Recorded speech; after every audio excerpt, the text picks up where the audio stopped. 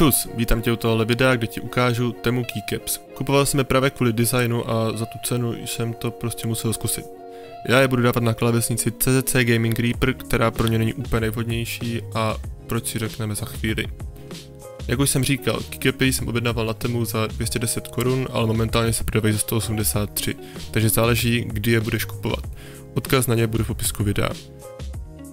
Klávesy mají na Temu uvedené, že jsou vyrobené z PET, což není zrovna ideální pro klávesy obecně, ale v tomto případě, kdy jsou částečně průsvitné, se údajně používá často.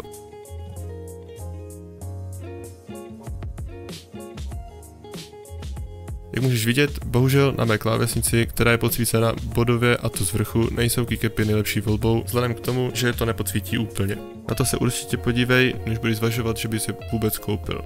Kvůli tomu jsem se ji nakonec rozhodl vrátit se k originálům. Nakonec tu mám ještě soundtest, jak se změnil samotný zvuk klávesnice. Užij si to, jinak je to pro tohle video všechno, měj se a zdar.